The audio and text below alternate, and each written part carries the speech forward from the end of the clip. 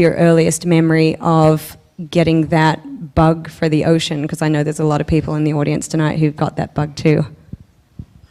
Well, I've got a pretty bad memory, like compared to my brother who remembers everything in his entire life. Pretty much don't remember anything until we moved to Hawaii. And we had been coming here since I was a very young kid. My dad was a surfer and a lifeguard in La Jolla, California. And he had been coming here and living on the North Shore and riding with Butch Van Arsdale and those guys since '58, I think was the first time he came here. And had a couple of kids and was a genetics major at UC Berkeley, graduated there and took the first teaching job that he could find in Hawaii and moved the family over here when I was 4 years old.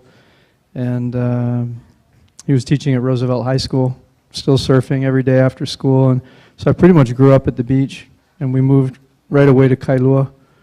And so I grew up surfing Kailua shore break and at the beach every day. And that's basically my first memories are taking my dad's old Diffenderfer surfboard out to Flat Island and learning how to surf before leashes. So when you lost your board, you had to swim all the way from Flat Island back to the beach to get it.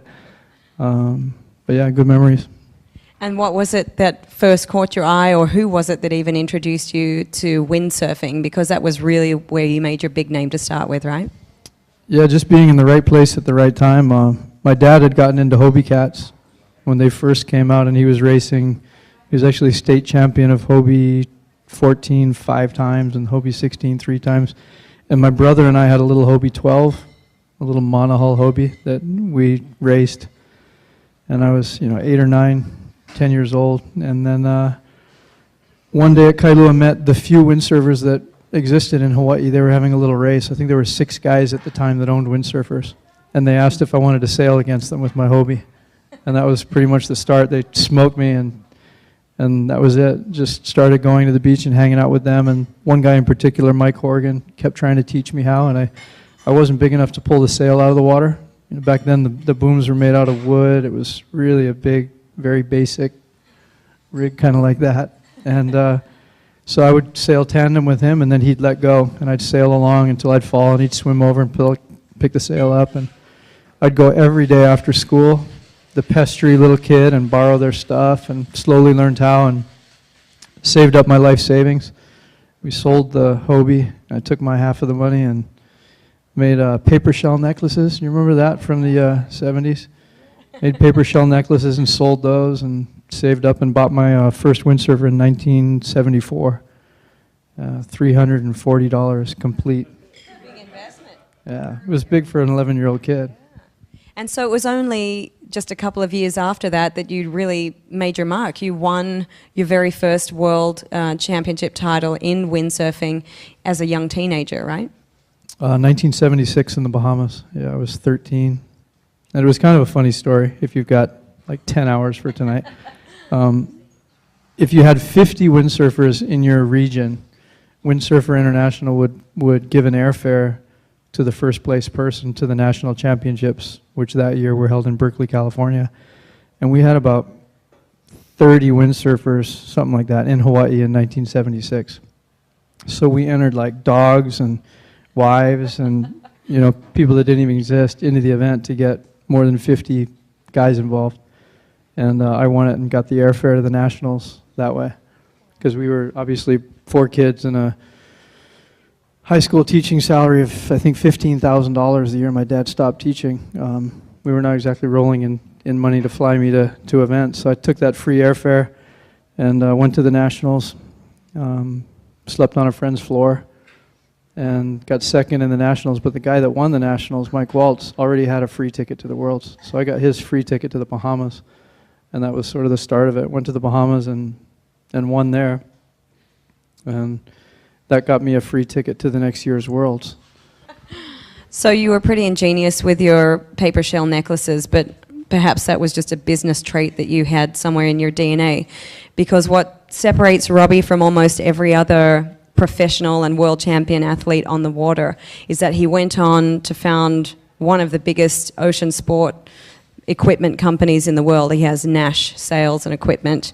But you started that at quite a young age, didn't you? Well, I was sort of involved with the development of the gear really early on with my dad. When my dad quit teaching in 1980, it was to start making boards initially in our garage. And so we started working together and developed for different sponsors of mine over the years. But then I started Naish, as it is, the international brand, in 1995. And we started out just making windsurfing sails. And then it slowly branched out from windsurfing sails to windsurfing sails and boards and everything you need for windsurfing. I think for one is just loving what you do and never slowing down. I think as you get older, which I'm, I guess, kind of getting older, slowing down or getting injured would be really hard to come back from. And so injury avoidance has been key. And not letting yourself get dragged down by the complexities of life. That was how I used to always tell people when I was competing, and how did I stay competitive for so long. It's not letting life's complexities drag me in and keeping my sport the priority. And I look back and go, wow, life has gotten pretty complicated. But somehow I've managed to keep juggling the balls. And when I'm juggling, for sure I'm dropping balls, but I try to drop the ones that aren't so important. Right. And that's allowed me to stay like forward thinking and forward acting, and not wake up one morning and, you know, find out that I'm fat and can't touch my toes and am not riding any good anymore, because that would really suck for me, at least. Yeah. And so yeah, just keeping going and not allowing myself to slow down. You know, things like not drinking. It's not like I ever used to drink a lot. I never drank anything but beer, but I, like 3 years ago, just went, fuck, I need all the help I can get. I want to keep doing this. And what's it going to take to allow me to keep doing this as long as possible? Well, I don't need to drink, so I'll stop doing that. And, you know, that for sure helps. I've never done drugs or anything, but just trying to eat healthy and think healthy, and yeah.